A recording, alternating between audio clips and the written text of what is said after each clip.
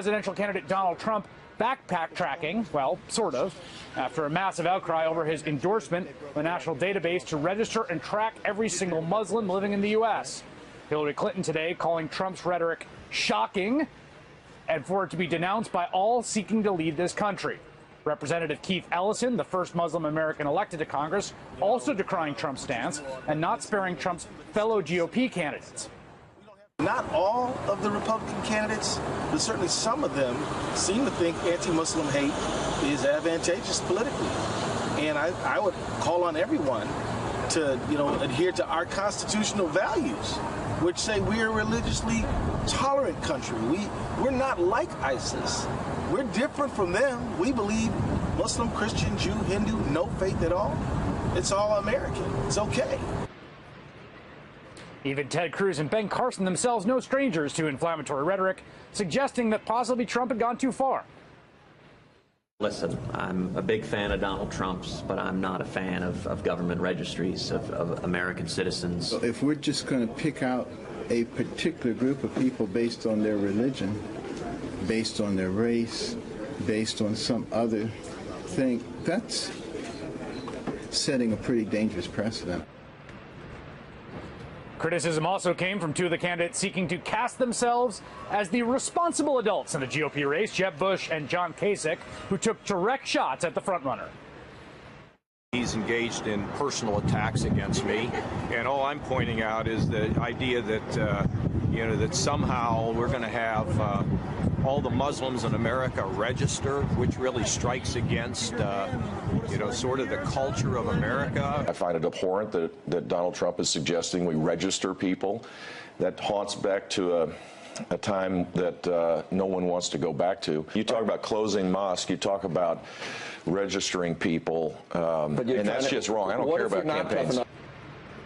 Asked about Trump's call to close down some mosques on Fox News last night, Marco Rubio seemed to want to take a more moderate position, but he ended up calling for something much more expansive. It's not about closing down mosques. It's about closing down any place, whether it's a cafe, a diner, an internet site, any place where radicals are being inspired. Whatever facility is being used, it's not just a mosque, any facility that's being used to radicalize and inspire attacks against the United States should be a place that we look at. Some serious First Amendment problems there. As I mentioned at the outset, Trump did seem to sort of walk back his position today, though he didn't quite repudiate it. Tweeting, quote, "I didn't suggest a database, a reporter did," and then suggesting he wants a, quote, "watch list to protect America," which he may be offering as an alternative to the database. We reached out to the campaign for clarification, but got no response. It is true that Yahoo News reporter Hunter Walker did ask Trump whether his policies might require registering Muslims in a database, which prompted Trump to respond, quote, "We're going to have to look at a lot of things very closely." But Trump left no doubt as to his stance on a Muslim registry in a follow-up interview with NBC News last night. Should there be a database system that tracks the Muslims here in this country? There should be a lot of systems beyond database. I mean, we should have a lot of systems. And today you can do it. But right now we have to have a border, we have to have strength, we have to have a wall, and we cannot let what's happening to this country happen. But that's something your White House would like to implement. Oh, I would certainly implement that. Absolutely. All right, joining me now, Yahoo News national correspondent Hunter Walker, the person who kicked all this off by asking Trump if he supported a database to track Muslims. And Hunter, the case I've seen being made today, but from some of the conservative media and some Trump supporters, is that he was essentially entrapped into this position by you, that it was never interjected in the debate until you brought it up. Is that fair? Well, let's be very clear about the context in which this exchange happened. We began by discussing Trump's past expressions of support for the NYPD's Muslim surveillance program, which was ended earlier this year. Early 2014. And, that was a situation where the NYPD was conducting surveillance of the Muslim community in the U.S., infiltrating mosques, infiltrating student groups in the New York area. So I brought that up Mr. Trump did not deny his past expressions of support for it, and even said he would consider former NYPD Commissioner Ray Kelly for a position in his administration. So then I followed up further and asked his take on the Syrian refugee situation, and I noted that in Paris they've declared a state of emergency that has included warrantless searches, increased warrantless searches. So given that Mr. Trump was talking about extensive surveillance on the Muslim community in the U.S., I asked whether that would include warrantless searches. And his response basically indicated that he would rule nothing out. He said we should be doing some things that are, quote unquote, frankly unthinkable by past standards and would make some people upset. So again, I pressed for specifics and said, would that level of tracking require a database of Muslim citizens or special notations on their ID? And he said that quote you highlighted before. We're going to have to look at a lot of things very closely. So all we did was press him for specifics when he was talking about wanting an unprecedented surveillance program on, again, Muslims in America, not immigrants, not refugees. And we pressed him for specifics and said he didn't rule anything out. And that's what happened. We should also note, of course, that he essentially seemed to confirm that in a later interview. So if he's essentially being bullied into this by the press, he has been twice so bullied, and I don't think Donald Trump is someone who's easily bullied, as he will tell you himself. The other thing about this is that it really does seem like this, you keep looking for some sort of tipping point in rhetoric. There was a little bit of that, it appeared, with Jeb Bush and John Kasich, but you know, frankly, even the Ted Cruz and Ben Carson distancing was not particularly strenuous. Right, and as you pointed out, you know, Mr. Trump has sort of walked this back by saying that the suggestion came from reporters, but at no point in any of his multiple personal comments about this has he said, I do not support this type of database, or I do not support an ID. So even if this suggestion was presented by reporters, which it initially was, he's never, ever said he's against it. And his spokesperson, Katrina Pearson, also gave an appearance on Fox Business where she said they're not ruling anything out. So sure, this was initially presented by me, but it was in a context where he was talking about this mass surveillance program that he wants. I think it's important to press for specifics. And when I did, he hasn't said whether or not he's against this.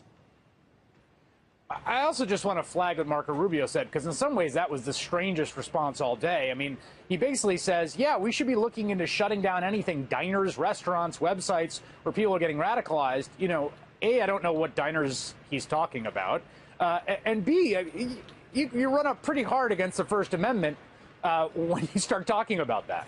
Well, absolutely, and I think you were alluding to this before. We're in this environment of inflamed rhetoric, and I think it's really important to talk about specifics and logistics. If we're talking about a mass security system against the Muslim community in the U.S., what does that look like, and does that really fit with our ideals?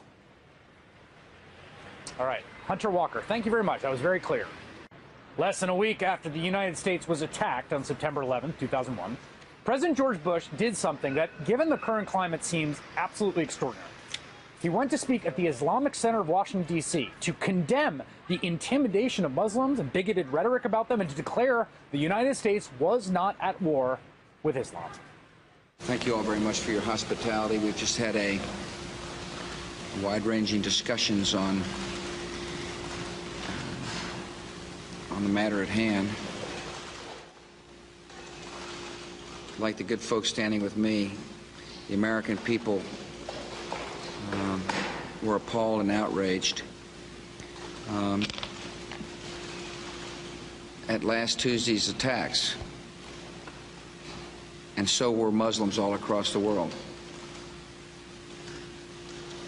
Both Americans, our Muslim friends and citizens, tax-paying citizens, and Muslims in nations were just appalled and could not believe what we saw on our TV screens.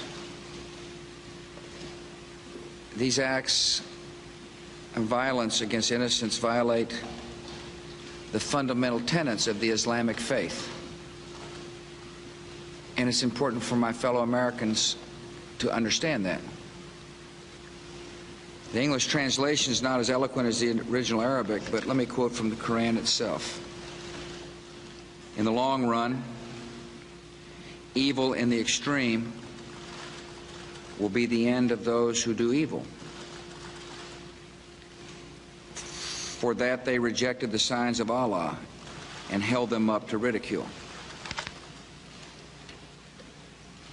The face of terror is not the true faith of Islam. That's not what Islam is all about. Islam is peace. These terrorists don't represent peace. They represent evil and war. When we think of Islam, we think of a faith that brings comfort to 1 billion people around the world. Billions of people find comfort and solace and peace. And that's made brothers and sisters out of every race. Out of every race. America counts millions of Muslims amongst our citizens. And Muslims make an incredibly valuable contribution to our country. Muslims are doctors, lawyers, law professors, members of the military, entrepreneurs, shopkeepers, moms and dads, and they need to be treated with respect. In our anger and emotion, our fellow Americans must treat each other with respect. Women who cover their heads in this country must feel comfortable going outside their homes.